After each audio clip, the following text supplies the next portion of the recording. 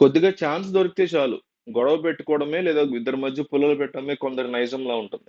అది కూడా పచ్చబడ్డి వేస్తే బగ్గుమనేలా ఉండాలి. అప్పుడే మూడో వాడి లడాయి కాస్త ఆనందాన్ని ఇవ్వగలుగుతుంది. ఇదే స్ట్రాటజీ ఆంగ్లేయులు మన దేశానికొచ్చిన సమయంలో పాటించారు.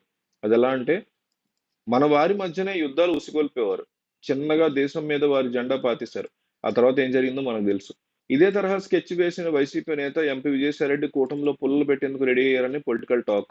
ఆంధ్రప్రదేశ్‌లో కూటమి ప్రభుత్వం అధికారంలోకి వచ్చేందుకు టీడీపీ, జనసేన, బీజేపీ పార్టీల కలయికే కారణం.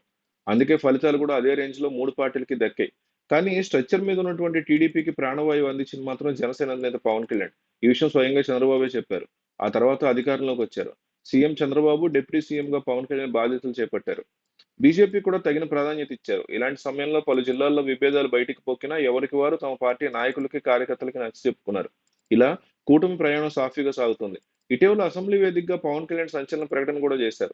మరో 10 ఏళ్లు సీఎం చంద్రబాబుగా ఉండాలన్నది తన అభిమతం అని చెప్పేశారు. దీంతో జనసేన కేడర్ కూడా కొంత గుర్రుమన్న తర్వాత సైలెంట్ అయ్యారు. ఆ గుర్రు కారణం తెలిసిందేగా. అదేనండి నెక్స్ట్ సీఎం పవన్ అంటూ కేడర్ కలలకంటుంటే పవన్ మాత్రం అందుకు భిన్నంగా ప్రకటన చేయడమే. చివరికి మాత్రం కూటమిలో కీలక పాత్ర పోషిస్తున్న టీడీపీ, జనసేన మధ్య మైత్రి బంధం బలంగా ఉందని చెప్పొచ్చు.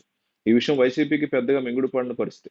ఎన్నికల ఫలితాల్లో కేవలం 11 సీట్లకే పరిమితమైన వైసీపీ మళ్లీ పుంజుకునేటువంటి ప్రయత్నాలు ఎన్ని చేస్తున్నా పొలిటికల్ వాతావరణం అంతగా సహకరించట్లేదు. ఏదో ఒక రూపంలో ప్రతిరోజు కూటమి మాత్రం వైసీపీని ఎరకన పెట్టేస్తుంది. తిరుమల లడ్డు వివాదం, కాకినాడ పోటు, సోషల్ మీడియా కార్యకర్తల అరెస్ట్ ఇలా చెప్పుకుంటూ పోతే పార్టీ వలసలు కూడా వైసీపీకి తలనొప్పిగా మారాయి. దీంతో ఏం చేయాలనే ఆలోచనలో వైసీపీ అధినాయకత్వం ఒకసారిగా రూట్ మార్చింది. తన స్ట్రాటజీ మొదలుపెట్టింది. కూటమిలో భాగమైన టీడీపీ, జనసేన మధ్య విభేదాలు వస్తే చాలు తమకు ఎదురులేనది వైసీపీ ఆలోచనగా పొలిటికల్ టాక్ గా వినిపిస్తోంది. వచ్చే విభేదాలు ఎలాగో తీసుకురావాలంటే ఇక కూటమి మాట వద్దనే రీతిలో రావాలి. అందుకు ఎవరు ప్లాన్ చేశారో కానీ వైసీపీ సూపర్ ప్లాన్ తట్టింది. ప్లాన్ అమలు బాధ్యత మాత్రం ఎంపీ విజయసాయిరెడ్డికి అప్పచెప్పినట్టు తాజా పరిస్థితులు బట్టి చెప్పొచ్చు. దానికి ఒక కారణం ఉంది. అదే పవన్‌ను పొగుడుతూ విజయసాయిరెడ్డి తాజాగా మాటలున్నాయి, కామెంట్స్ ఉన్నాయి. ఇటీవల కాకినాడ పోర్టు వ్యవహారం వెలుగులోకి వచ్చిన సమయం నుంచి విజయసాయిరెడ్డి టార్గెట్‌గా టీడీపీ విమర్శల జోరు సాగిస్తోంది. ఈ కామెంట్స్ మీద విజయసాయిరెడ్డి కూడా స్ట్రాటజిక్ గానే అటాక్ చేస్తున్నారని చెప్పొచ్చు. అంతటితో ఆగక డిప్యూటీ సీఎం హోదాలో గల పవన్ కళ్యాణ్‌ని జాతీయ నేతగా పోల్చి దేశవ్యాప్తంగా చరిష్మా పవన్ సొంతమంటూ పొగడ్తల వర్షం కురిపించారు. అంతేకాకుండా పవన్ యువకుడు కాబట్టి ఏపీ లాంటి యువ రాష్ట్రానికి పవన్ సీఎం కావాలని ఉందని తన అభిమతం అని చెప్పారు. అలాగే సీఎం చంద్రబాబు కురువృద్ధుడని, ఆయన పాలన ఎందుకు చేతకాదని మాట్లాడేశారు.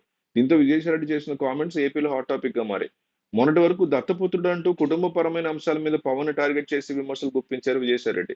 ఇప్పుడు మాత్రం దేశ్‌కి నేత అంటూ పొగడ్తలు కురిపించడంతో సీజ్ ద కామెంట్స్ అనేస్తున్నారు జనసేన కార్యకర్తలు. అసలే మొన్నటికి మొన్న మరో 10 ఏళ్లు సీఎంగా చంద్రబాబు ఉండాలని పవన్ కళ్యాణ్ ప్రకటన ఇచ్చేస్తే ఇప్పుడు సీఎంగా మీరే కావాలంటూ వైసీపీ నినాదం ఎత్తుకోవడం దేనికి సంకేతం అని చర్చ జరుగుతోంది. విజయసాయిరెడ్డి కామెంట్స్ తో జనసేన కూడా కొంత చర్చ సాగుతోంది.